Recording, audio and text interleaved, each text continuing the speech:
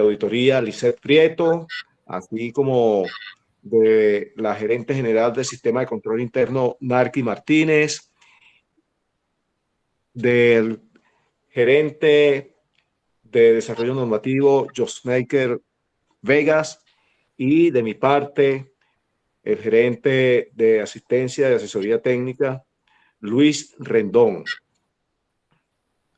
Hoy vamos a compartir con el facilitador José Zamora el tema el control fiscal en 4 miradas. Esta tarde nos disertará sobre el Sistema Nacional de Control Fiscal. El licenciado José Zamora, licenciado en Contaduría Pública y abogado, ha ejercido diversos cargos como asesor del Bandes, asesor y auditor titular del Ministerio del Poder Popular para la Economía y Finanzas, el CNTI, Gabín, y director de reconocidas firmas nacionales e internacionales. Es docente universitario y facilitador de este órgano, la Superintendencia Nacional de Auditoría Interna. Actualmente ocupa el cargo de coordinador de potestad investigativa en la Gerencia de Auditoría Interna del Bandes. Sin más preámbulos, damos la palabra al facilitador José Zamora con la primera mirada, Sistema Nacional de Control Fiscal. Adelante, formador. Bueno, muy buenas tardes tengan todos. Gracias, doctor Luis Rendón, por la presentación. Nuevamente, gracias a la Superintendente Nacional de Auditoría Interna, la doctora Laura Guerra, a la directora de despacho, Livia Sin, y demás personal de la Superintendencia Nacional de Auditoría Interna por la oportunidad que me han brindado de estar frente a tan calificado auditorio para disertar un poco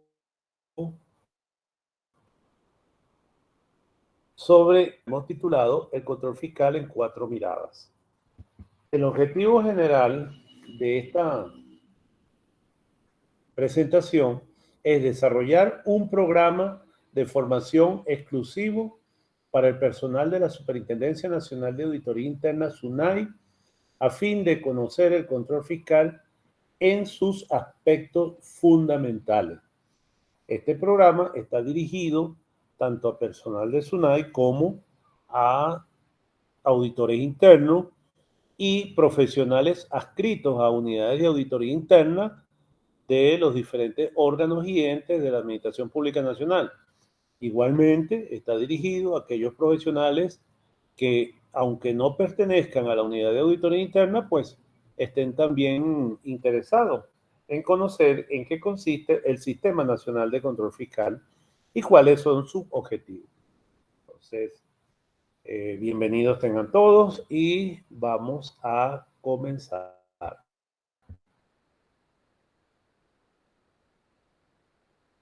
El contenido tentativo es el siguiente. Como estamos hablando de 4 miradas, pues serán 4 aspectos fundamentales. En primer lugar, las bases constitucionales y legales que sustentan el Sistema Nacional de Control Fiscal. Segundo punto que vamos a tocar es cuáles son sus órganos rectores y por qué existen 2 órganos rectores. Eso es importante porque hemos podido conocer que todavía se confunde por qué existen 2 órganos rectores, por qué 2 sistemas. Eso lo vamos a tratar de aclarar en estas 4 miradas. Lo que es el Sistema Nacional de Control Fiscal como tal, lo vamos a presentar y vamos a cerrar la última mirada con las potestades acordadas a los órganos de control fiscal. En este caso, las potestades investigativas y la potestad resarcitoria y sancionatoria.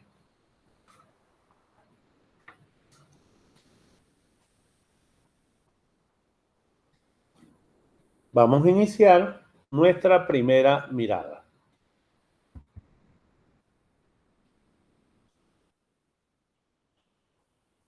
Nuestra primera mirada consiste en presentar las bases constitucionales y legales, es decir, qué sustenta el sistema, cuál es su fundamento, tanto constitucional como en las diferentes leyes que regulan la materia. Entonces, en este orden de ideas, tenemos como objetivo proporcionar a los participantes una visión global de los fundamentos y principios legales y constitucionales que orientan el ejercicio del control fiscal en la República Bolivariana de Venezuela. La primera mirada, encontramos cuáles son las bases o los fundamentos constitucionales y legales. Esos fundamentos están en la Constitución de la República Bolivariana de Venezuela. Y dentro de esos principios tenemos ya de entrada en el artículo 1. Venezuela es una república libre y soberana. Primer principio. La libertad y la soberanía acordada a la república. Segundo principio, tenemos el Estado democrático, social, de derecho y de justicia, que encontramos en el artículo 2 de la Constitución de la República Bolivariana de Venezuela. Y continuando en este artículo 2 tenemos los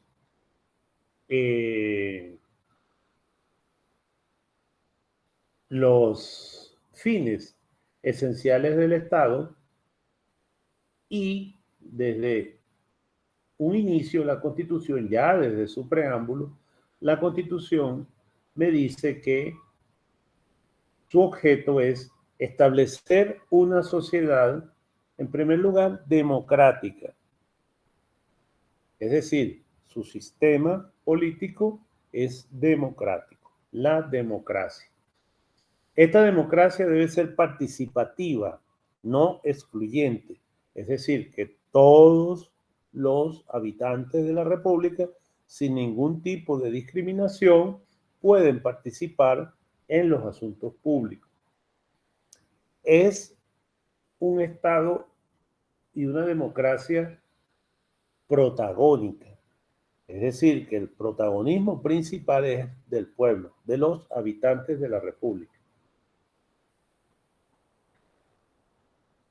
Es una sociedad multiétnica, es decir, que da cabida a todas las razas humanas, a toda la raza humana, a todos los integrantes de la raza humana en su territorio. Por eso se dice que es multiétnica. Y como principal consecuencia de una raza multiétnica es que es pluricultural, es decir, que todas las culturas tienen cabida también en la República Bolivariana de Venezuela. Resumiendo, es una sociedad democrática, participativa, protagónica, multiétnica y pluricultural, tal y como lo establece la Constitución desde su preámbulo. Y esos serían los fines esenciales del Estado.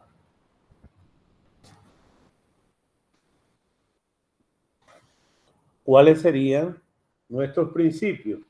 Bueno, en primer lugar, el principio de legalidad. El principio de legalidad lo encontramos en el artículo 141 de la Constitución de la República Bolivariana de Venezuela. El artículo 141 me establece los principios de la administración pública.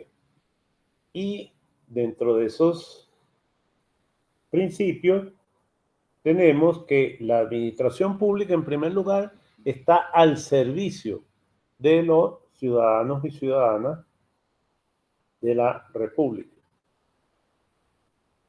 Y se fundamenta en los principios de, en primer lugar, el principio de honestidad. En segundo lugar, tenemos la participación, la celeridad, la eficacia, la eficiencia, la transparencia, la rendición de cuentas y la responsabilidad en el ejercicio de su función pública, con sometimiento pleno a la ley y al derecho.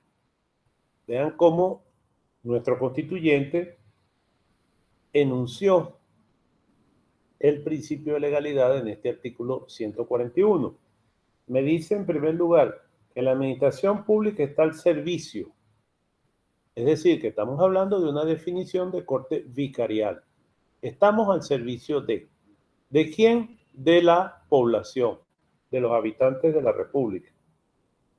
Y se fundamenta en estos principios. Y el final, la última línea, cuando me dice el ejercicio de la función pública con sometimiento pleno a la ley y al derecho. Es decir, que toda la actuación de los servidores públicos debe estar ajustada a la ley y al derecho. Es decir, a la Constitución, en primer lugar, a las leyes orgánicas o leyes ordinarias, a todo lo que es la normativa reglamentaria y finalmente la normativa interna que establezcan tanto los órganos como los entes que forman la administración pública nacional. Aquí estamos hablando de administración pública nacional, ¿no? Es decir, toda la administración pública, incluyendo la administración pública territorial, es decir, los estados, los municipios, los territorios, distritos, etcétera, etcétera, etcétera. Toda la administración pública nacional está sometida a estos principios. Todavía hemos visto algunos funcionarios de estado o algunos funcionarios de municipio que consideran cierta autonomía respecto a las leyes. No es así, porque la Constitución ya en su artículo 141 define a la administración pública en general como un servicio y todos los que integran ese servicio deben de someter su comportamiento tanto a la Constitución como a las leyes de la República, internas o externas, en ese sentido. Leyes internas, leyes orgánicas, leyes ordinarias, reglamentos generales o normativa interna, manuales de normas y procedimientos, etcétera, etcétera. Después tenemos el principio, ¿cuáles son los actos nulos del poder público? Entonces, en el artículo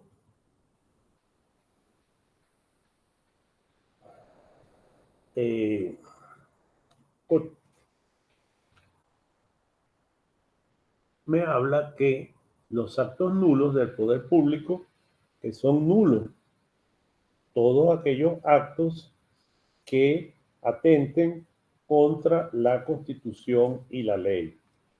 Entonces me castigan con nulidad absoluta a todo acto que atente contra la Constitución y la ley. Dentro de estos actos nulos tenemos la usurpación de autoridad. Toda autoridad usurpada, toda actuación proveniente de una autoridad usurpada es nula, completamente. Entonces, ahí tenemos cuáles son los actos nulos de los servidores públicos.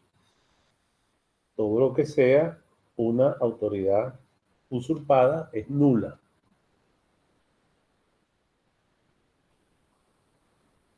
Tenemos también la usurpación de funciones. Todo funcionario público que usurpe funciones, la actuación proveniente de esa usurpación de funciones también será nula. y compromete su responsabilidad, que es la responsabilidad por abuso o desviación de poder. También se establece la responsabilidad patrimonial del Estado.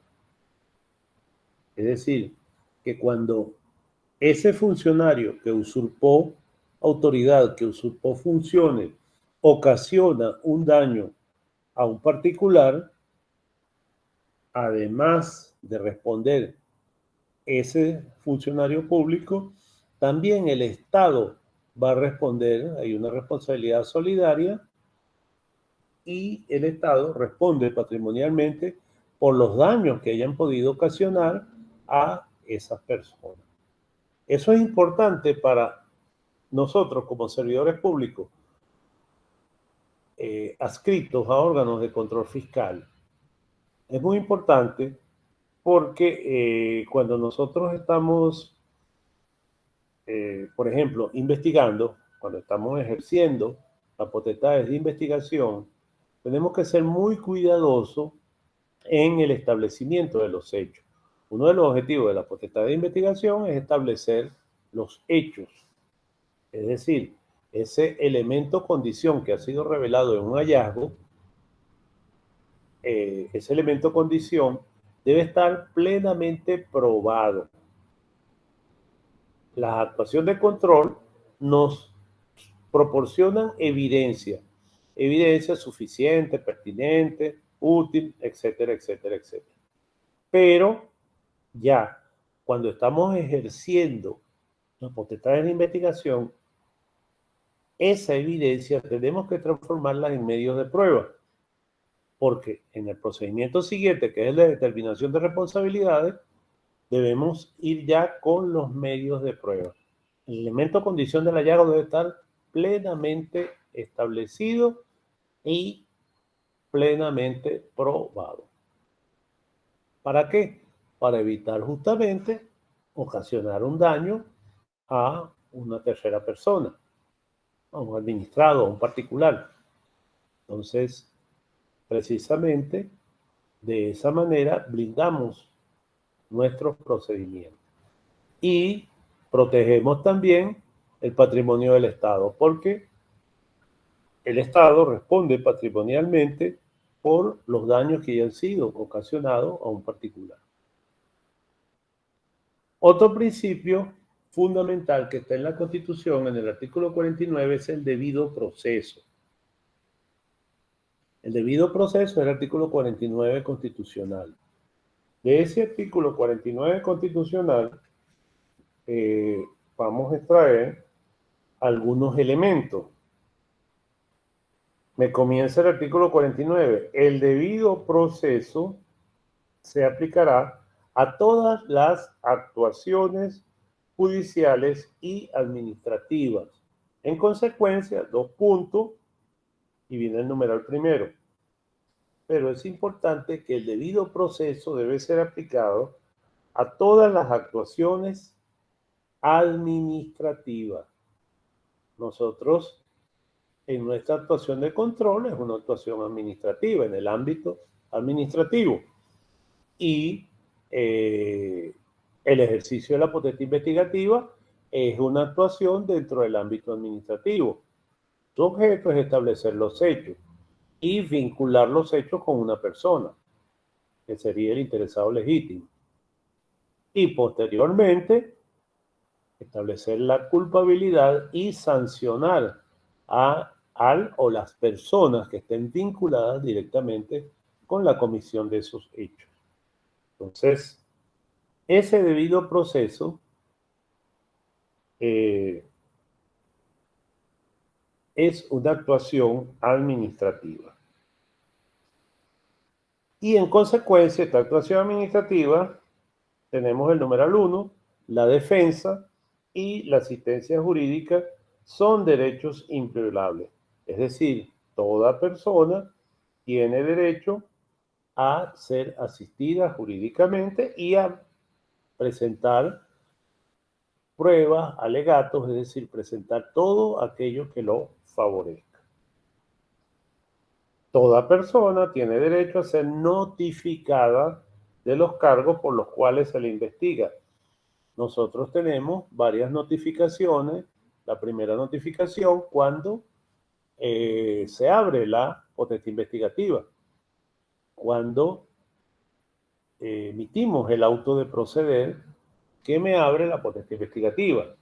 Ya ahí hay una notificación a las personas que van a tener el carácter de interesado legítimo. Una vez que se cierra la potestad investigativa con el informe de resultados, decidimos si abrimos la determinación de responsabilidades, y esa determinación de responsabilidades se lleva a cabo con lo que se denomina auto de apertura.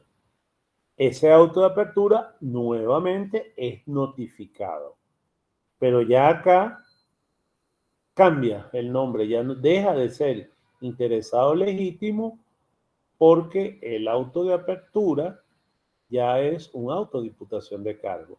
Entonces ya varía el nombre de interesado legítimo a presunto responsable. Fíjense que todavía estamos preservando un derecho que está en el 49 constitucional. Estamos hablando de un presunto responsable. Todavía no es responsable porque no hemos decidido. Tenemos que hacer el procedimiento administrativo de determinación de responsabilidades, lo que llamamos PADR, para establecer la culpabilidad de esa persona, y ya deja de ser presunto responsable a declarado responsable. Responsable administrativo, o está obligado a reparar el daño, si fuera el caso, mediante el procedimiento de reparo, ¿okay? O puede haber sido multa también. ¿Okay? Entonces, ese sería el debido proceso. Después tenemos que toda persona, además del derecho a ser notificada de los cargos por los cuales se le investiga, tiene derecho también a acceder a las pruebas, es decir, el acceso al expediente, tal y como lo hacemos nosotros en nuestro procedimiento potestad. Una vez que establecemos quién es el interesado legítimo, pues le damos acceso al expediente. Y al darle acceso al expediente, pues va a ver las pruebas. Y a disponer del tiempo y los medios adecuados para ejercer su defensa. Serán nulas las pruebas obtenidas mediante violación del debido proceso. Es decir, que las pruebas que no se ajusten al debido proceso se consideran nulas de nulidad absoluta.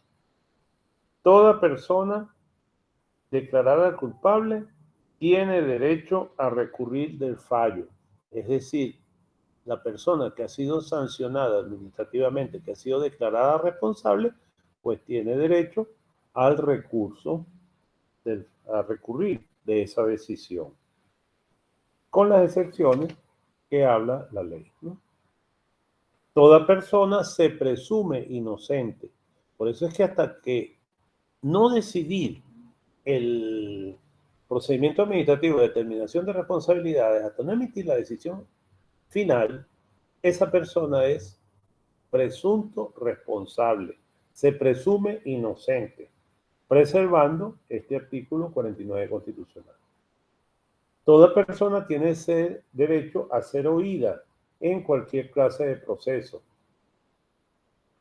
con las debidas garantías y dentro del plazo razonable determinado legalmente por un tribunal competente, independiente e imparcial, establecido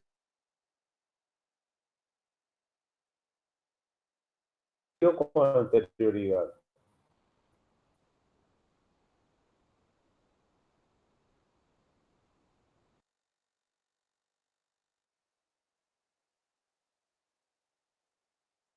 En este caso, sería por el órgano de control fiscal, es decir, el titular del órgano de control fiscal. Puede ser auditor interno, controlador municipal, controlador de Estado. ¿Okay?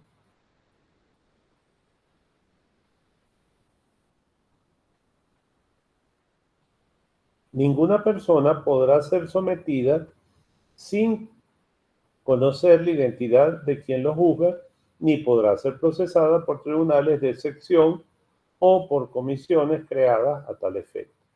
Numeral 5. Ninguna persona puede ser obligada a confesarse culpable, a declarar en contra de sí misma, su cónyuge, concubino o concubina o pariente dentro del 4º grado de consanguinidad y 2º de afinidad.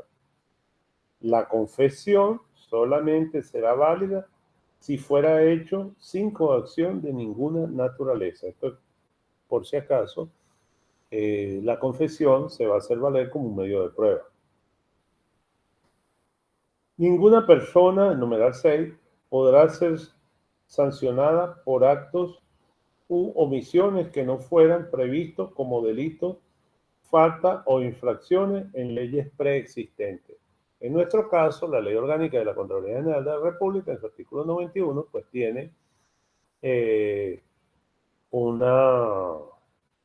hechos generadores de responsabilidad administrativa, un artículo bastante largo, ese artículo 91, pues ahí están todos los hechos generadores de responsabilidad administrativa, y también hay unos hechos generadores, disculpen, de responsabilidad administrativa en leyes especiales, el caso de la Ley de Contrataciones Públicas, artículo 116 de la Ley de Contrataciones Públicas y hechos generadores de responsabilidad administrativa. ¿Sí? Ninguna persona podrá ser sometida a juicio por los mismos hechos en virtud de los cuales hubiese sido juzgado anteriormente. Es decir, que ya sí, una pecada, y ya ha sido ese proceso ha sido decidido en sede administrativa, siempre hablamos de sede administrativa, ya no puede ser juzgado nuevamente por los mismos hechos, porque ya ha sido decidido en un procedimiento administrativo de determinación de responsabilidad. Y por último, el numeral 8, toda persona podrá solicitar del Estado el restablecimiento y la reparación de la situación judicial lesionada por error judicial, retardo o omisión injustificada. Quedan a salvo el derecho de los particulares de exigir la responsabilidad personal del magistrado o de la magistrada, del juez o de la jueza, o el derecho de Estado de actuar contra estos o estas. Es decir, que acá también se consagra el derecho que tiene la persona a solicitar la sanción de quien lo lesionó en un momento determinado. O sea, que hablamos de responsabilidad patrimonial del Estado, pero también está la responsabilidad personal del servidor público que ocasionó daño. Todos los ciudadanos tienen acceso a la administración de justicia. Entonces, una vez que ha culminado el procedimiento administrativo de determinación de responsabilidades, pues tiene recurso contencioso administrativo, bien sea si es un órgano de control fiscal interno o un órgano de control fiscal externo de orden municipal o estadal, se ventilan por ante las Cortes en lo contencioso administrativo, primero y segundo en lo contencioso administrativo. Tienen procedimiento contencioso administrativo. Y si es un procedimiento sancionatorio emanado del Contralor General de la República, pues tendrá recurso por ante el Tribunal Supremo de Justicia en la Sala Política Administrativa. Por último, tenemos también el derecho de petición. El derecho de petición es que toda persona, todo habitante de la República Bolivariana de Venezuela tiene derecho a representar, dirigir peticiones ante cualquier autoridad, funcionario público o funcionaria pública sobre los asuntos que sean de su competencia, de estos o estas, y de obtener oportuna y adecuada respuesta. Quienes violen este derecho serán sancionados o sancionadas conforme a la ley.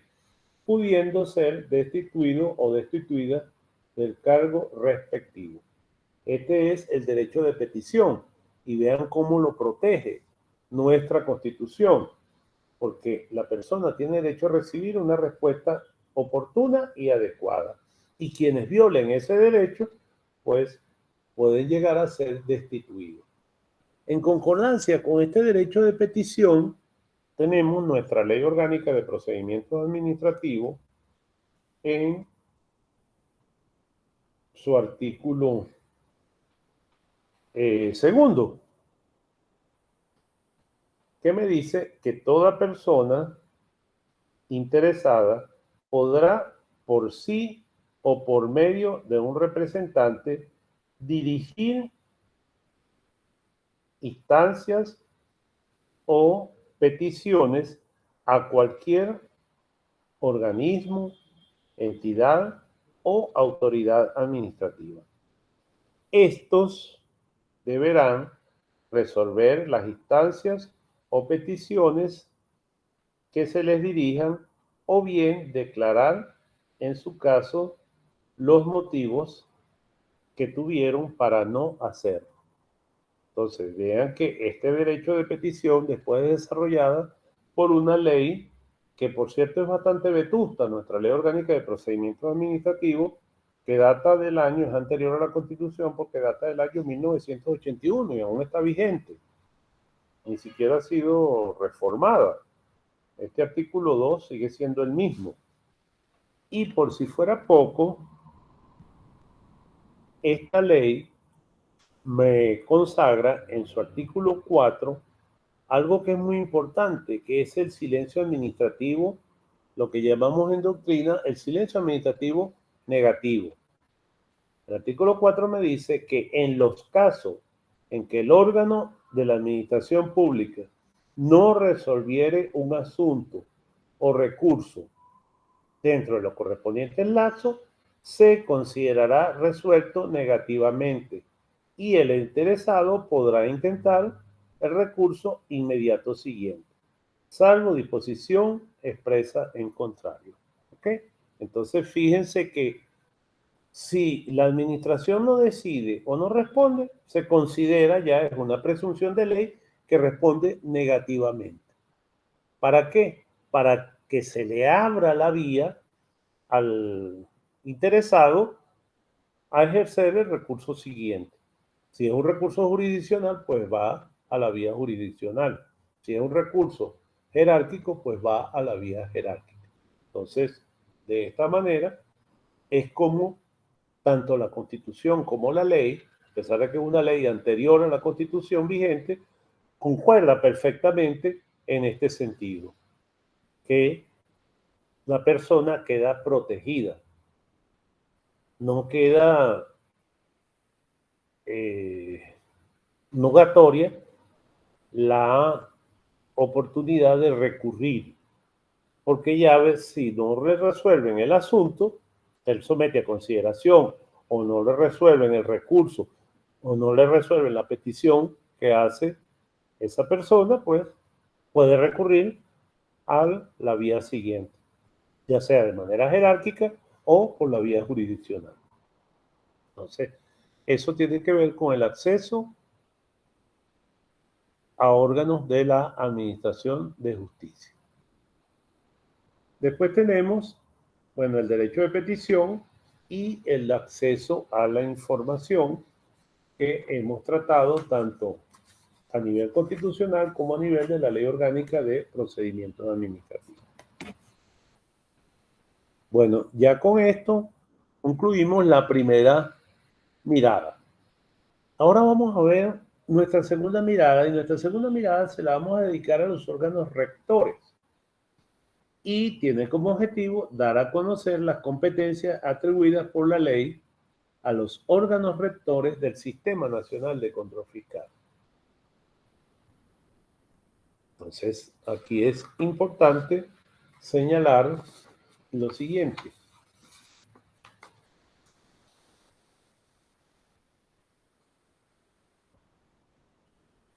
Existe un Sistema Nacional de Control Fiscal ese Sistema Nacional de Control Fiscal está plenamente definido en la Ley Orgánica de la Contraloría General de la República, el Sistema Nacional de Control Fiscal, y desarrolla el artículo 290 constitucional, del cual vamos a hablar un poquito más adelante.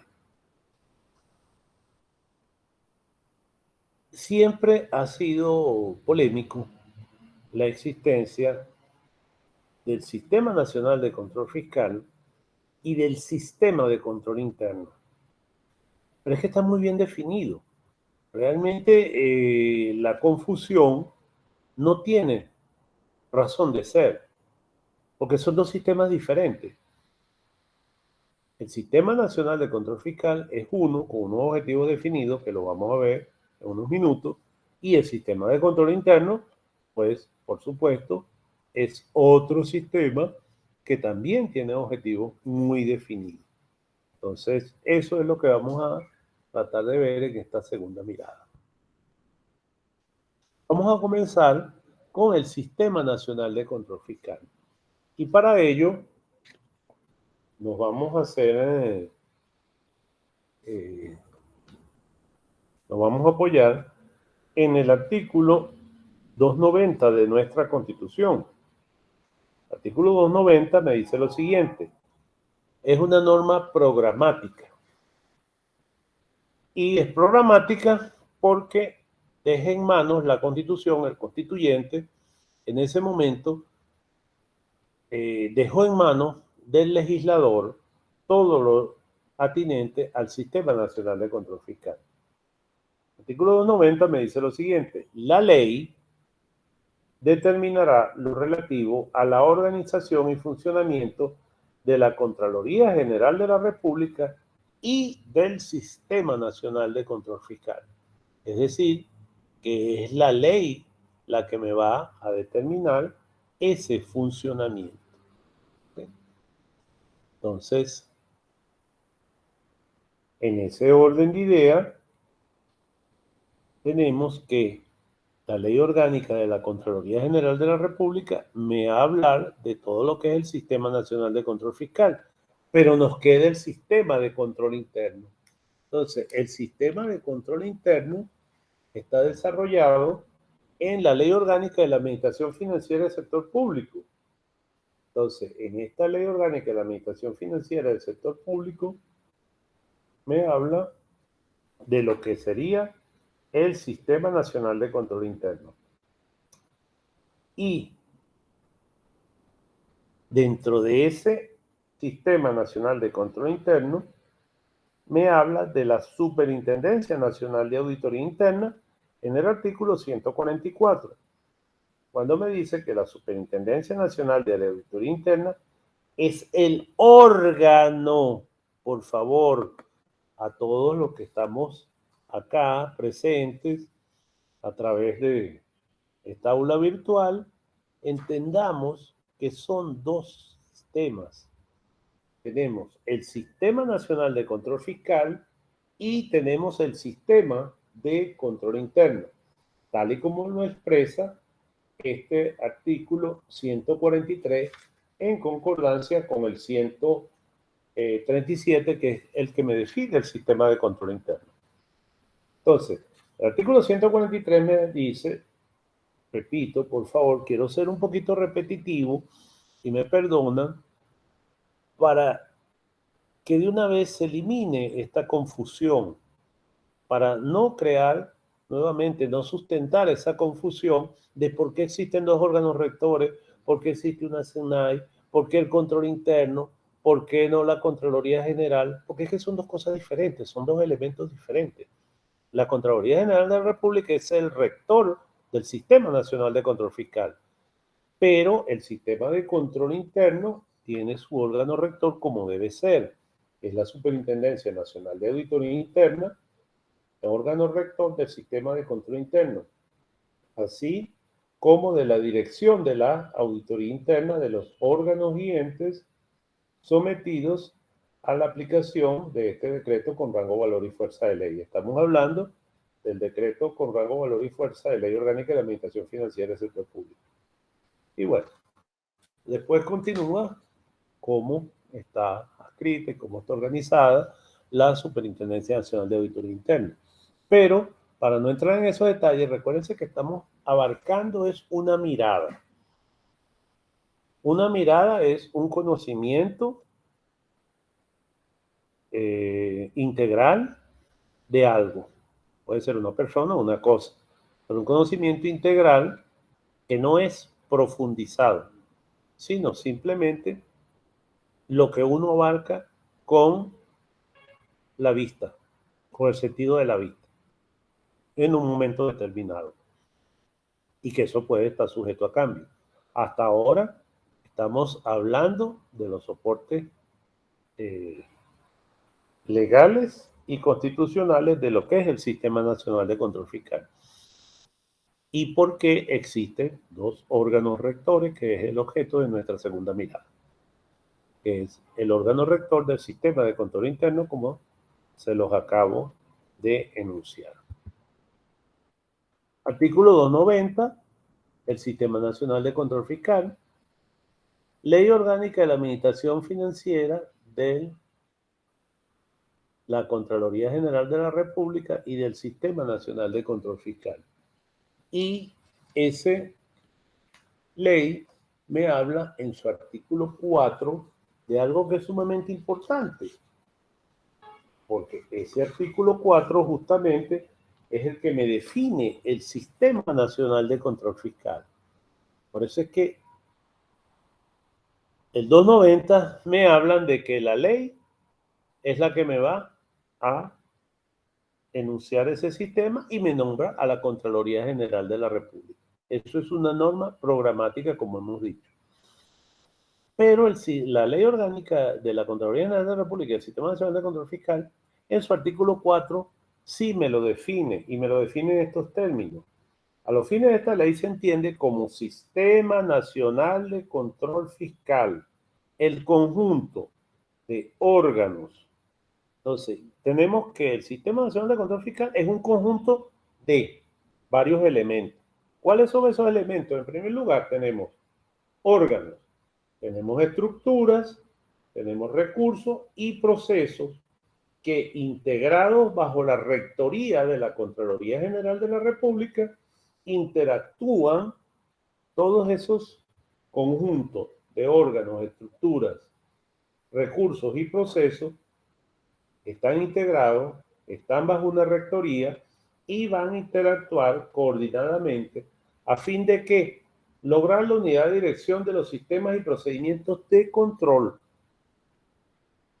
O sea, todos esos elementos que son órganos, estructuras, recursos y procesos van a lograr, tienen como objetivo lograr la unidad de dirección de los sistemas y procedimientos de control que coadyuven al logro de los objetivos generales de los distintos entes y organismos sujetos a esta ley, así como también al buen funcionamiento de la administración pública. Entonces, ese es el artículo 4 de la Ley Orgánica de la Contraloría General de la República y cómo me lo define. Pero ya vamos a ver otra lámina que les he preparado específicamente para que contribuir a la aclaratoria de por qué son dos sistemas diferentes. ¿Por qué el sistema de control interno difiere del Sistema Nacional de Control Fiscal? Entonces yo creo que en esta lámina que vamos a ver a continuación está más claramente. Esta lámina es ese artículo 4 que les acabo de leer, textualmente está copiado en la lámina, y lo hice a propósito, copiar ese artículo 4 de la Ley Orgánica de la Contraloría General de la República que me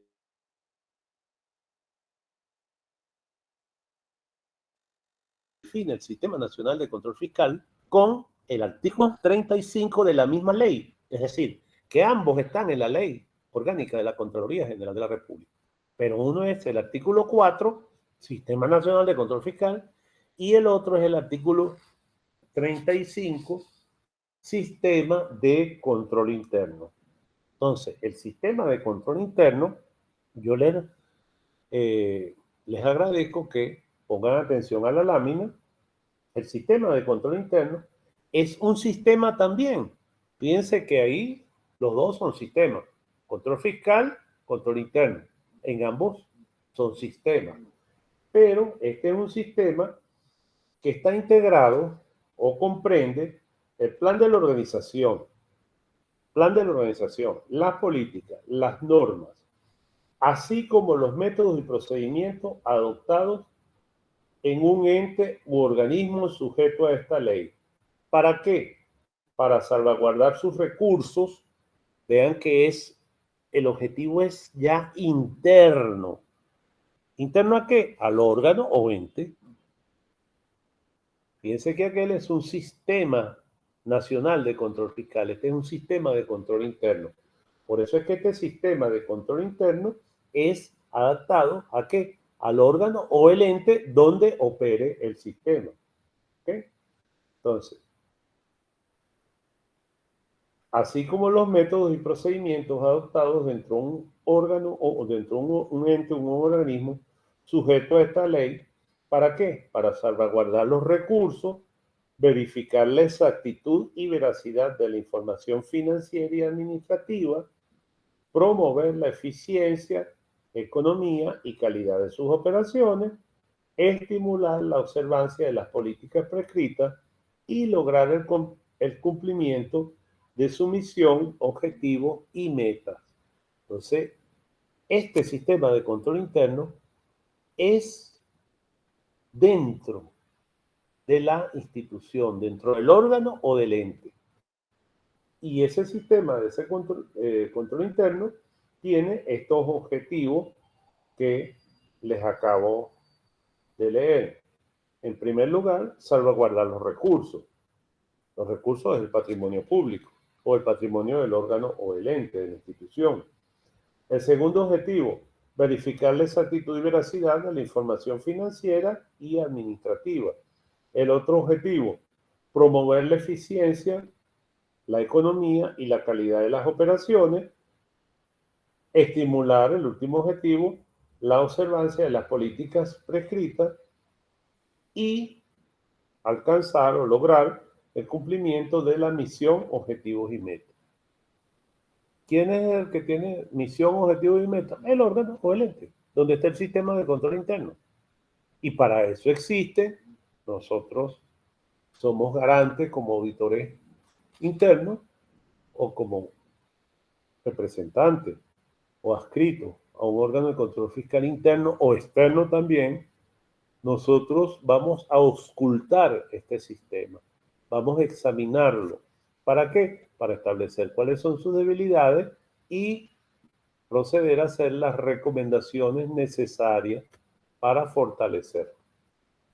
Eso sería el sistema de control interno. Por eso es que lo estamos evaluando constantemente. En todas las actuaciones de control, todas. Fíjense ustedes que la Ley Orgánica de la Contraloría General de la República, el Sistema Nacional de Control Fiscal, acuerda una serie de actuaciones, tanto los órganos de control fiscal interno como los externos, por los artículos 40 y 41 de la Ley Orgánica de la Contraloría.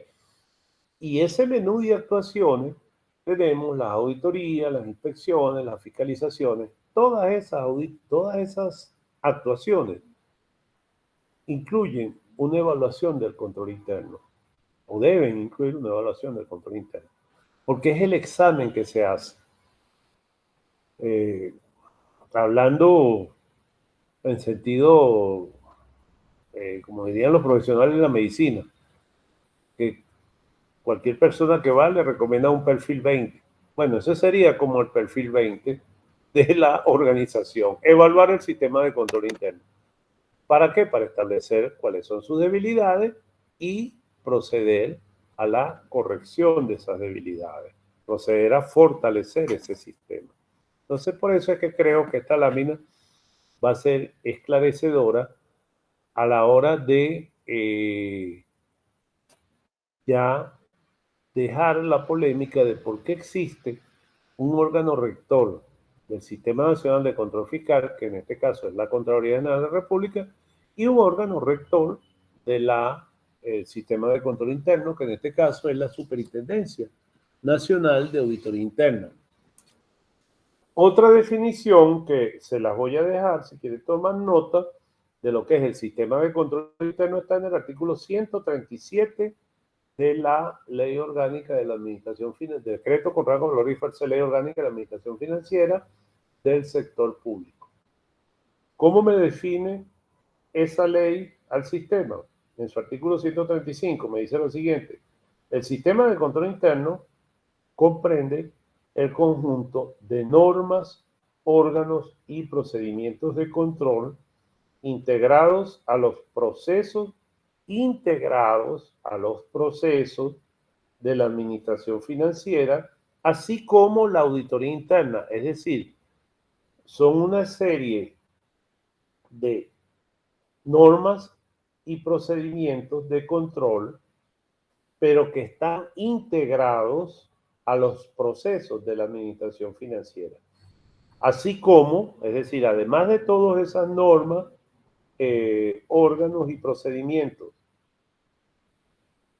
integrados a la administración financiera, además de eso, la auditoría interna. Y tiene como objeto, ¿cuál es el objeto del sistema de control interno? Tiene como objeto asegurar el acatamiento de las normas legales. En primer lugar, el primer objeto es la legalidad, alcanzar la legalidad, acatamiento de las normas legales. Otro objeto, salvaguardar los recursos y bienes que integran el patrimonio público. El otro objeto sería asegurar la obtención de información administrativa, financiera y operativa útil, confiable y oportuna. Esa información financiera y administrativa debe ser útil, confiable y oportuna. Útil, que tenga algún interés, que sea interesante para quienes vayan a utilizar la información. Confiable, es decir, que las cifras estén apegadas a la realidad. Entonces, que sean confiables. La palabra confiable viene de tener fe, que me produzca fe, me dé confianza. Entonces, y oportuna, que no la voy a recibir tarde, sino que la reciba oportunamente. ¿Para qué? Para la toma de decisiones. ¿Okay?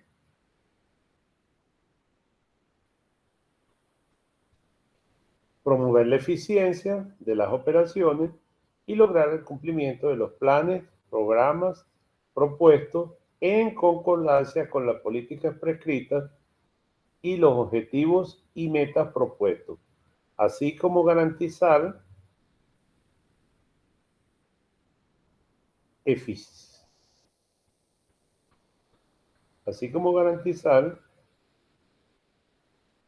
la rendición de cuentas. ¿Okay?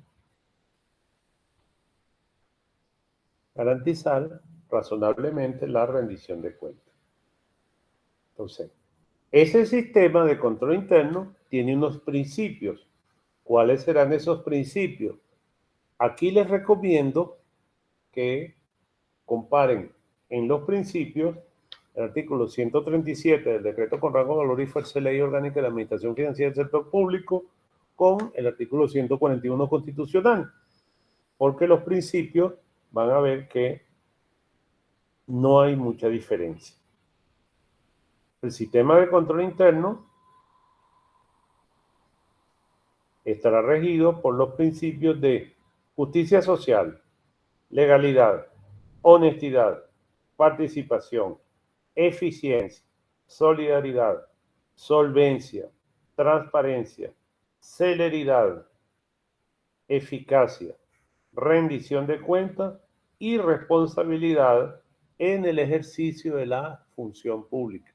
Entonces, si ustedes comparan estos principios con los principios del 141 constitucional, van a ver que son muy parecidos. Hay algunos que están de más porque son específicos para lo que es la administración financiera del sector público.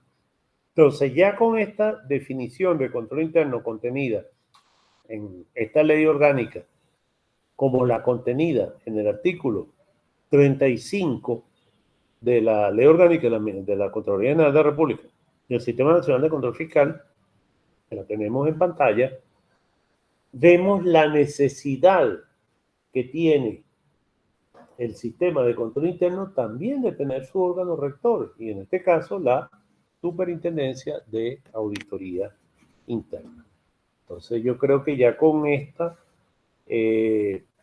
comparación de este artículo 4 con el artículo 35, más lo que vimos en la Ley Orgánica de la Administración Financiera del Sector Público, creo que debería quedar meridianamente claro por qué se justifica la rectoría de la Contraloría General de la República al Sistema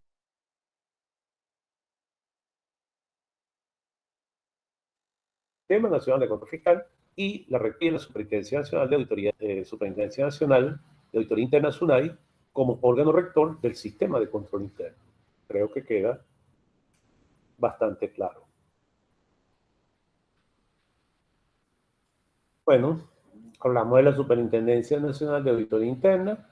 Sus funciones y atribuciones están en los artículos 137 al 140 de la Decreto con rango, valor y fuerza de ley orgánica de la Administración Financiera del Sector Público. Ahí les queda en la presentación la referencia, lo que es el sistema de control interno, que lo vimos en el artículo 137, la ley orgánica de la Contraloría General de la República, que vimos en el artículo 35, sistema que comprende el plan de la organización, las políticas, normas, métodos y procedimientos, tal y como ya lo vimos en la lámina comparativa anterior, pero acá añadimos el artículo 36 de la Ley Orgánica de la Contraloría General de la República y del Sistema Nacional de Control Fiscal. Este artículo 36 me dice que la responsabilidad del sistema de control interno recae en la máxima autoridad jerárquica de cada órgano o ente. Entonces, me dice expresamente el artículo 36, vamos a leerlo, artículo 36, Ley Orgánica de la Contraloría General de la República y el Sistema Nacional de Control Fiscal, corresponde a las máximas autoridades jerárquicas de cada ente la responsabilidad de organizar, en primer lugar, organizar, establecer, mantener y evaluar el sistema de control interno, el cual debe ser adecuado a la naturaleza, estructura y a los fines del ente. Es decir, que son las máximas autoridades las responsables de la organización, establecimiento e implantación del sistema de control interno. Entonces, es el añadido que tiene esta lámina. Bueno, vamos a comenzar con la tercera mirada.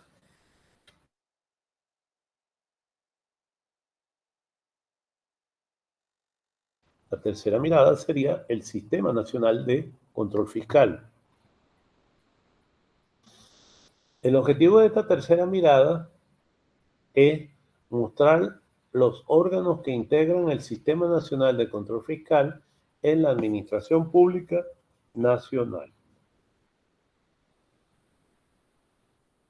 Entonces, ¿cuáles son los órganos que integran el Sistema Nacional de Control Fiscal? Ya el Sistema de Control Interno lo damos por visto. Recuérdense que estamos hablando de miradas, es decir, lo que vemos, lo que aprecia la vista en un momento determinado sobre un asunto. Por eso es que hablamos de lo que es el Sistema Nacional de Control Fiscal en 4 miradas. Nuestra tercera mirada nos dice lo siguiente.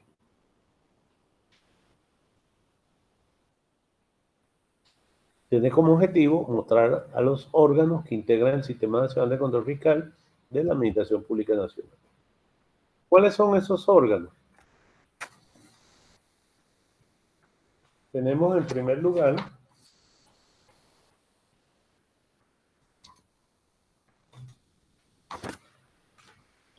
la Contraloría General de la República, cuya rectoría le viene del artículo 290 constitucional. Tenemos también las Contralorías de los Estados, artículo 163 constitucional, y las Contralorías Municipales, artículo 176 de la Constitución también. Fíjense que tanto la rectoría como el Sistema Nacional de Control Fiscal a nivel estatal y municipal está regulado por la Constitución, es decir, por nuestro texto fundamental. Después tenemos la Contraloría de los Distritos y del Distrito Metropolitano. También integran el Sistema Nacional de Control Fiscal. Después tenemos nuestra Superintendencia Nacional de Auditoría Interna, tal y como lo expresa el artículo 24 de la Ley Orgánica de la Contraloría General de la República y del Sistema Nacional de Control Fiscal. Es decir, esos son los órganos que integran el Sistema Nacional de Control Fiscal. Vean que la SUNAI también lo integra. Después tenemos la Contraloría General de la Fuerza Armada, que está en el artículo 26 de la Ley Orgánica de la Contraloría General de la República y del Sistema Nacional de Control Fiscal. Después tenemos las máximas autoridades y los ciudadanos y ciudadanas, tal y como lo expresa el artículo 24 de la Ley Orgánica de la Contraloría General de la República y el Sistema Nacional de Control Fiscal. Entonces, ¿por qué le damos cabida? Las máximas autoridades responsables del sistema de control interno, por eso es que tiene cabida dentro del Sistema Nacional de Control Fiscal, porque ellos son los responsables. En cada órgano o en cada ente donde está una máxima autoridad, es el responsable de organizar, establecer y mantener el sistema de control interno. Y los ciudadanos en el ejercicio de lo que se conoce como auditoría social, tal y como lo expresa el artículo 24 de la Ley Orgánica de la Contraloría. La fuente de este cuadro es los artículos 24 y 26 de la Ley Orgánica de la Contraloría General de la República y del Sistema Nacional de Control Fiscal.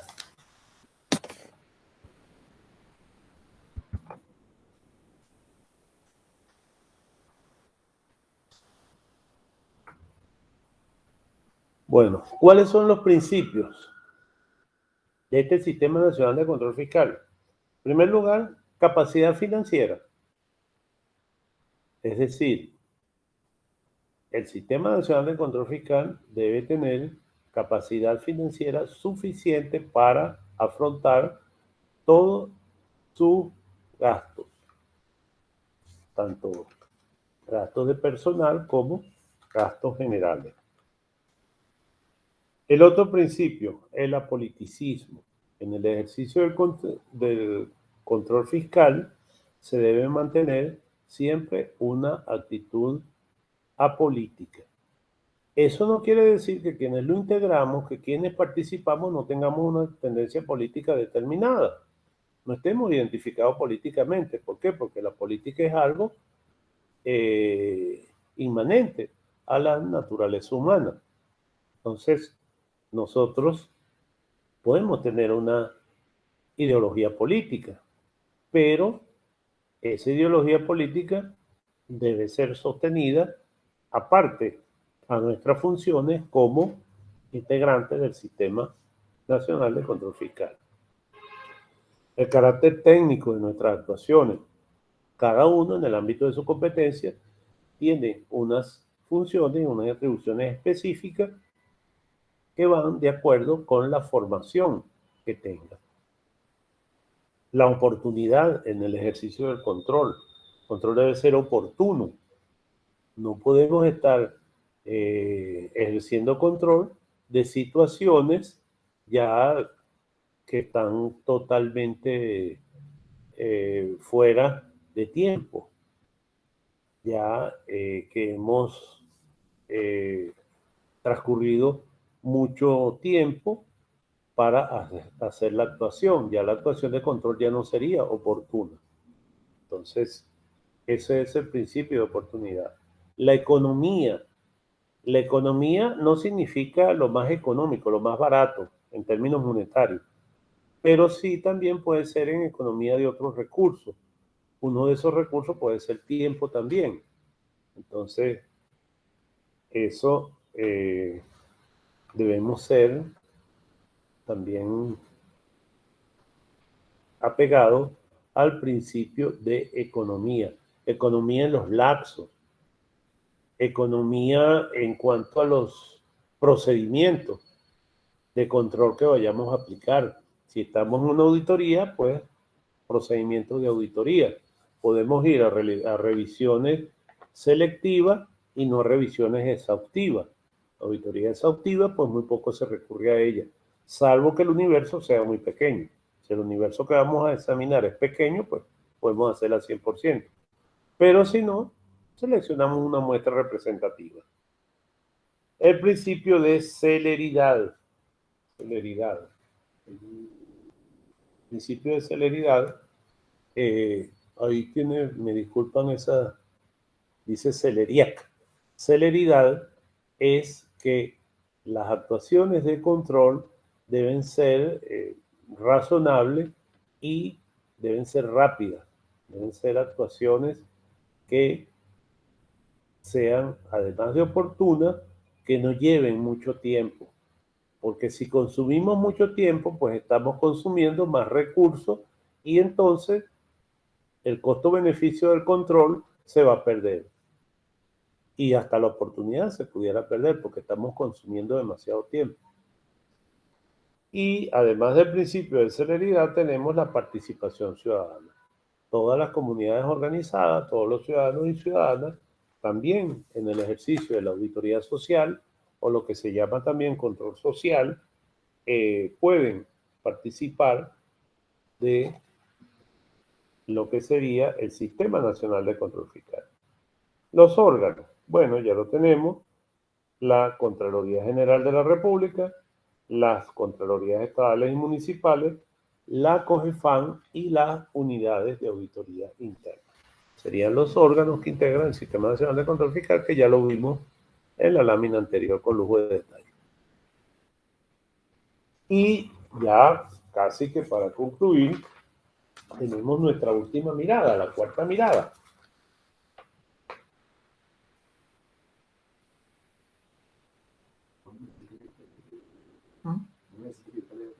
No. Gracias. Amigo acá que me estaba acompañando. Bueno.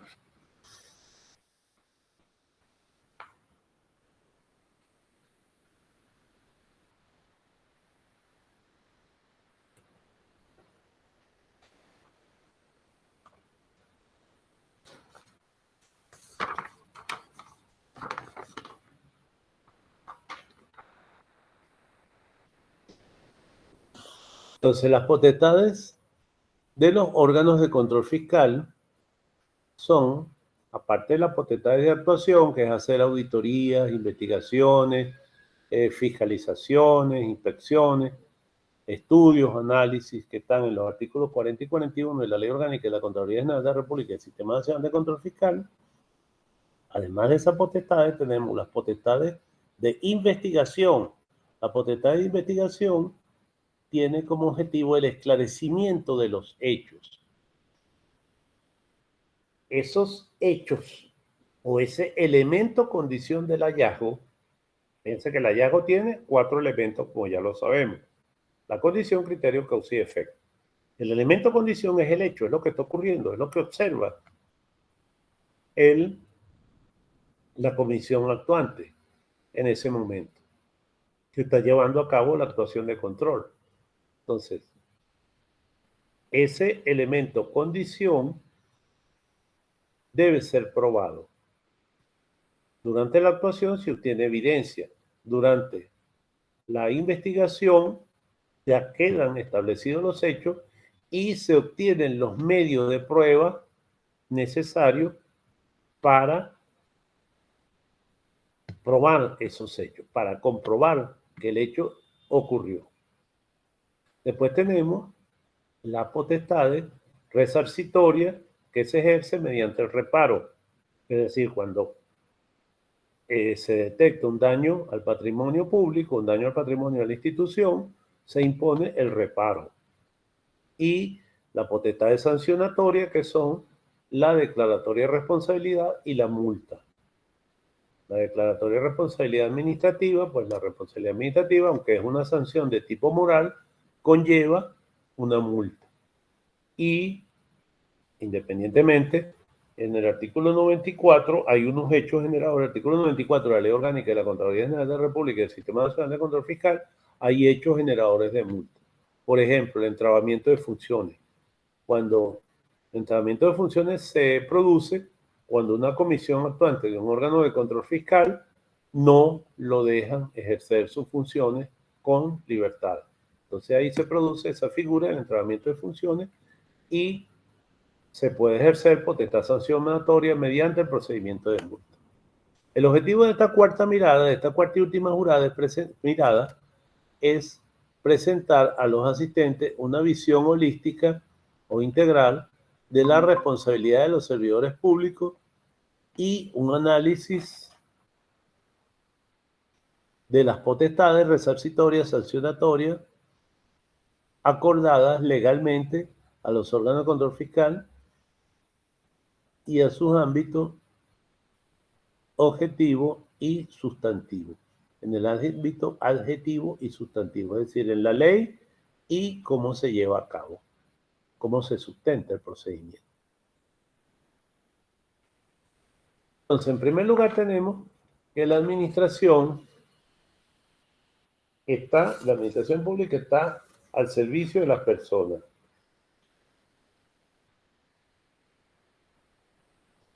Y esto está en el decreto con rango, valor y fuerza de ley orgánica de la administración pública. Tenemos la administración al servicio de las personas. ¿Qué implica la administración al servicio de las personas?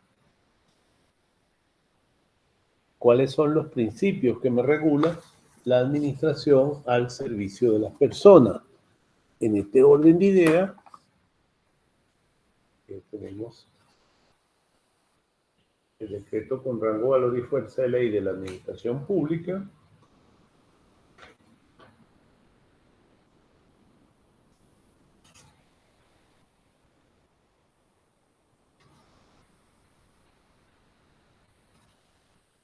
Tenemos lo siguiente.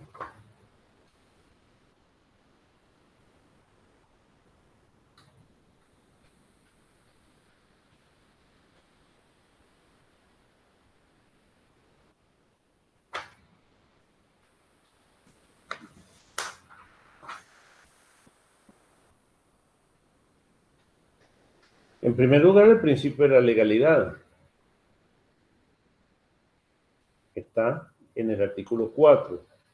Después tenemos en el artículo 5 la administración pública al servicio de las personas.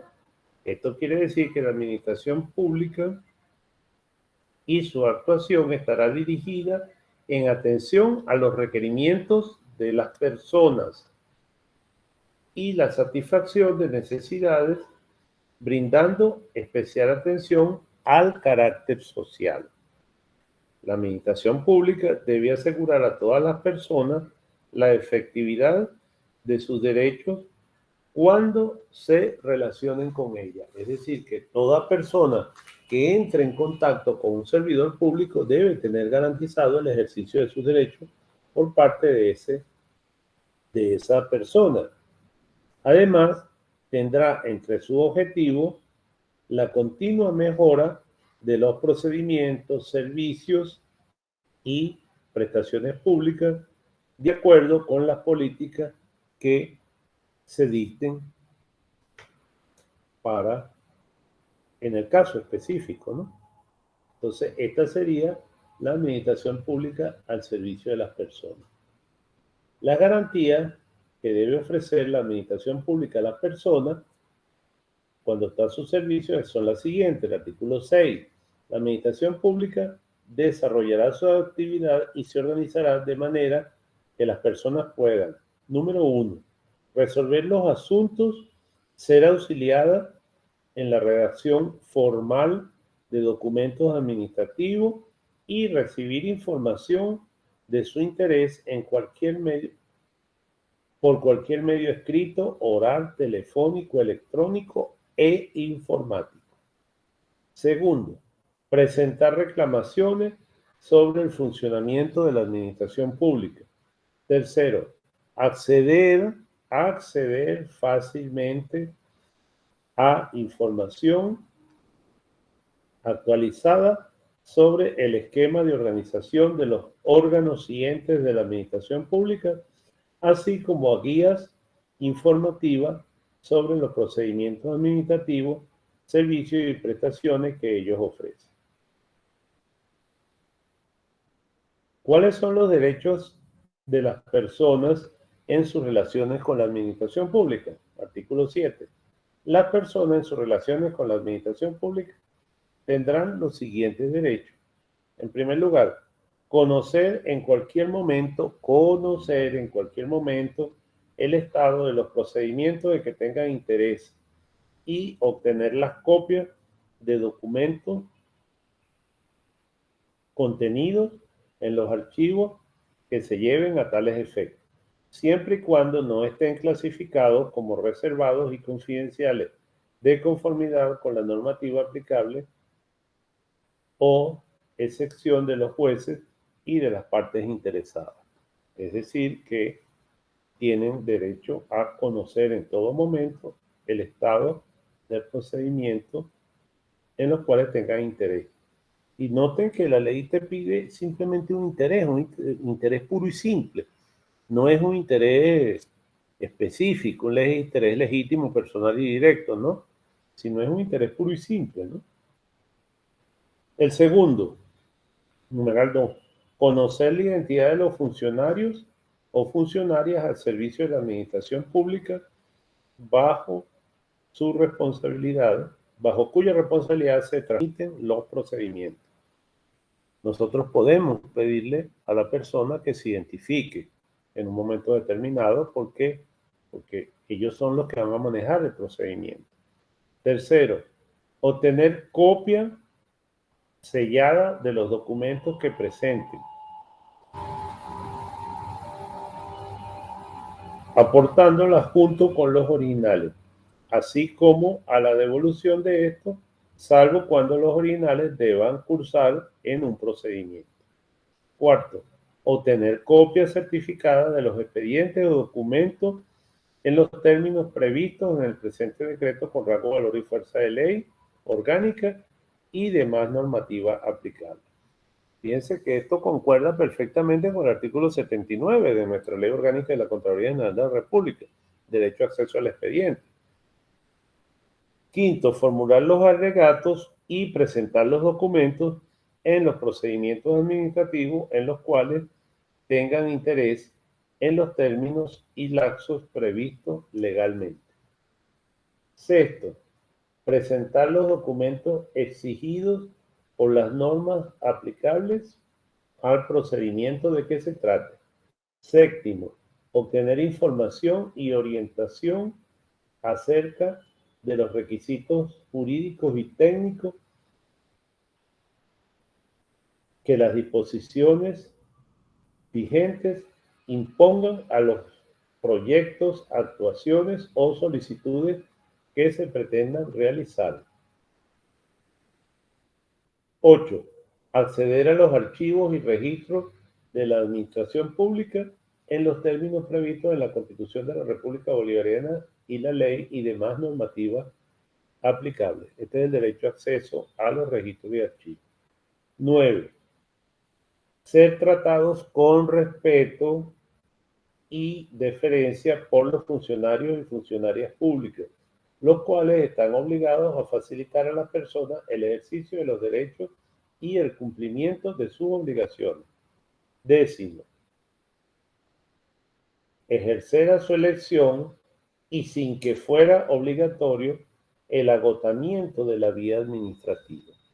Entonces el particular puede decir cuándo considera agotada la vida administrativa.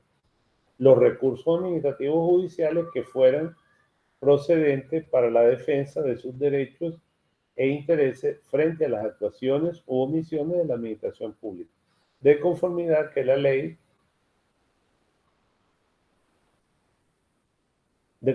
con la ley que regula el procedimiento administrativo previo a las acciones contra la República.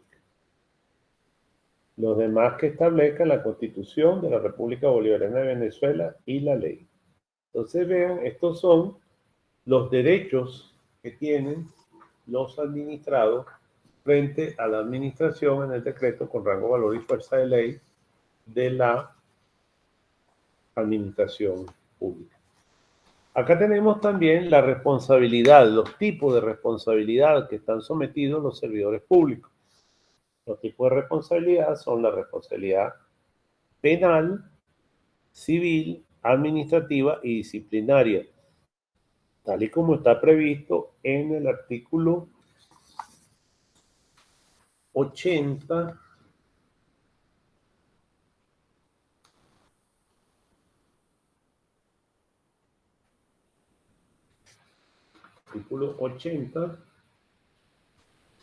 de la Ley Orgánica de la Contraloría General de la República y del Sistema Nacional de Control Fiscal. Entonces, tal y como está la responsabilidad, puede ser penal, civil, administrativa o disciplinaria. Artículo 82, perdón, había dicho artículo 80, artículo 82 de la Ley Orgánica de la Contraloría General de la República y del Sistema Nacional de Control Fiscal. Me prevé los diferentes tipos de responsabilidad civil, penal, administrativa y disciplinaria. Artículo 82 de la Ley Orgánica de la Contraloría General de la República y del Sistema Nacional de Control Fiscal. Tal y como lo vamos a ver a continuación. Entonces, la Ley Orgánica de la Contraloría General de la República y el Sistema Nacional de Control Fiscal puede ejercer las potestades sancionatorias y resarcitorias que están contempladas del artículo 85 al 93. El artículo 85 me habla de la responsabilidad civil. Entonces, están los hechos generadores de responsabilidad civil. Artículo 85 de la Ley Orgánica de la Contraloría General de la República y el Sistema Nacional de Control Fiscal. Y el requisito es que se ocasione un daño a la administración pública como consecuencia de negligencia, impericia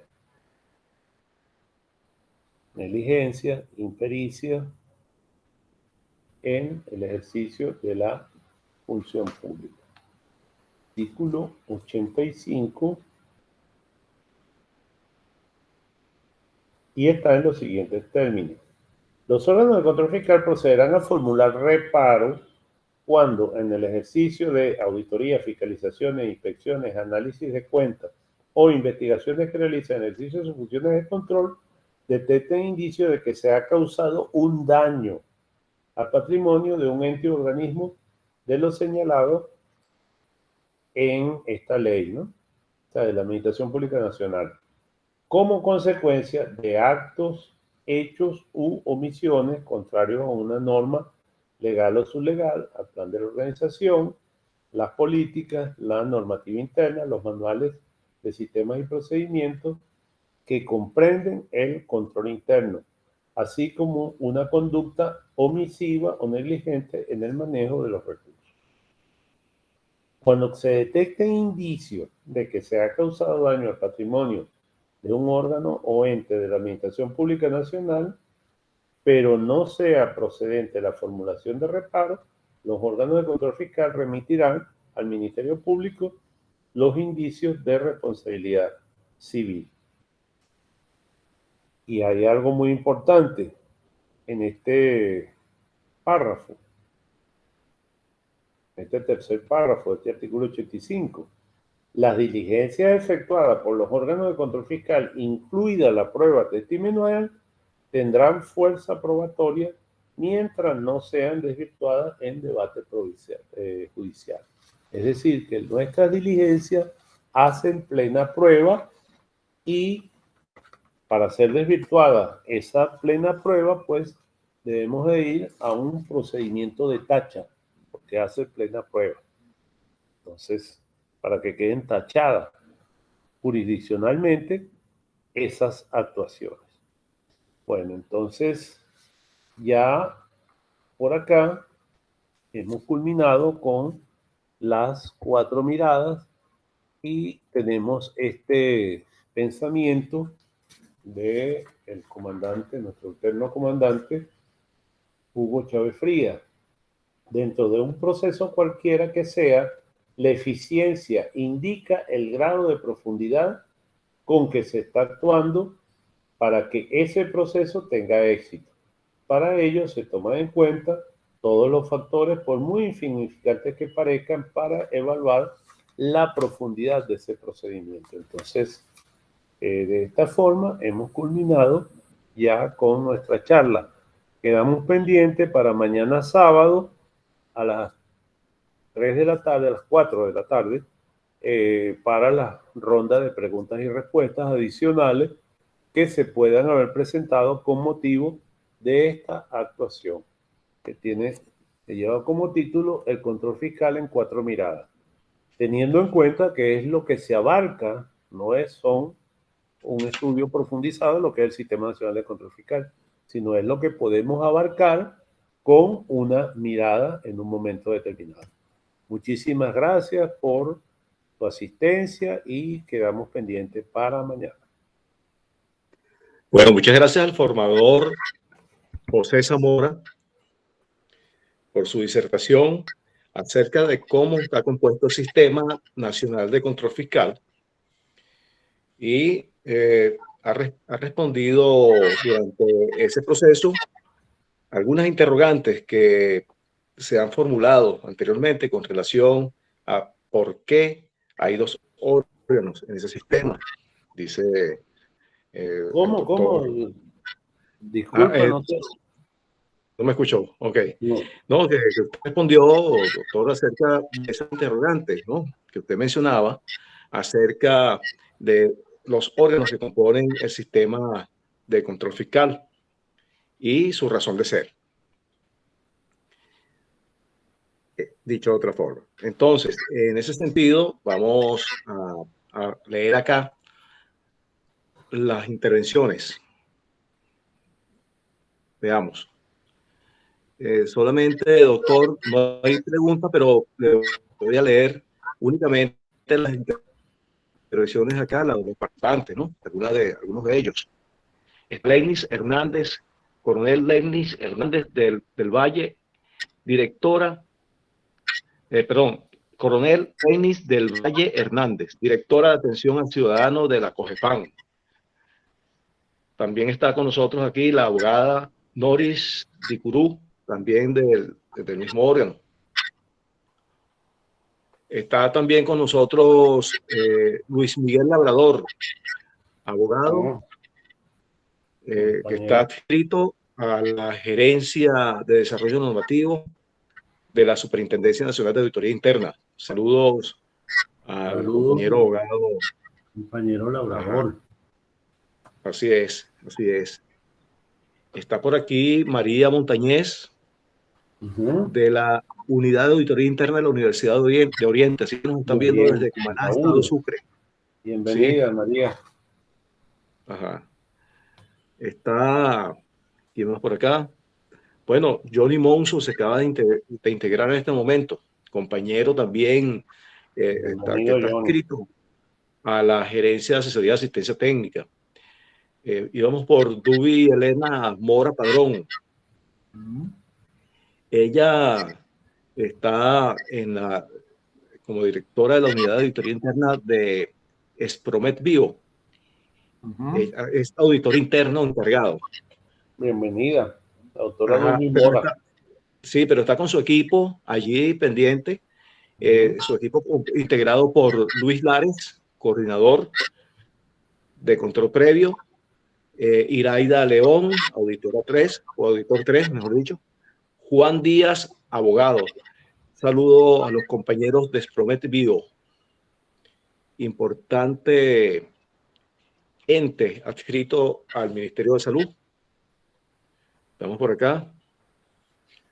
Romer Febres, auditor interno de Venezolana del Vidrio, Estado Carabobo. Un saludo al compañero auditor Robert Febres. Luis Merchán, como siempre está Luis Merchán, pendiente de todos estos espacios. Auditor interno de la Universidad Territorial del Taica, Francisco Tamayo. Así que tenemos gente de Tamacuro por acá. Bueno, no hay preguntas por acá por los momentos. Entonces, ahorita nos acaba de informar el doctor José Zamora que para mañana a las 4 de la tarde estará atento, o estaremos todos atentos también a su compartir a través de la interfaz Telegram por el canal Formación SUNAI. ¿Algunas palabras para despedirnos, doctor? Bueno, sí, gracias, doctor Rendón. Gracias a los participantes. Bueno, como no hubo preguntas, pues supongo que quedó bastante claro lo que abarca el Sistema Nacional de Control Fiscal en 4 miradas. Es algo bastante sucinto y está claro de lo que vamos a lo que hemos hecho. Entonces será hasta mañana. Muchísimas gracias por su participación. Así es. Igualmente por acá, desde la gerencia de asesoría de asistencia técnica, quien habla Luis Rendón, despide de parte de la Superintendenta Nacional de Auditoría Interna, doctora Laura Guerra, también de parte de la gerente general de auditoría, Lisette Prieto, también de la gerente general del Sistema de Control Interno, Narqui Martínez, y de Jonaiker Vegas, gerente de Desarrollo Normativo. Decimos entonces hasta mañana a las 4 de la tarde por Telegram a través del canal Formación SUNAI. Les habló el doctor Luis Rendón. Muchas gracias, doctor Zamora. Sería hasta mañana. Bueno, muchísimas gracias pues por cederme este espacio y seguimos como siempre a la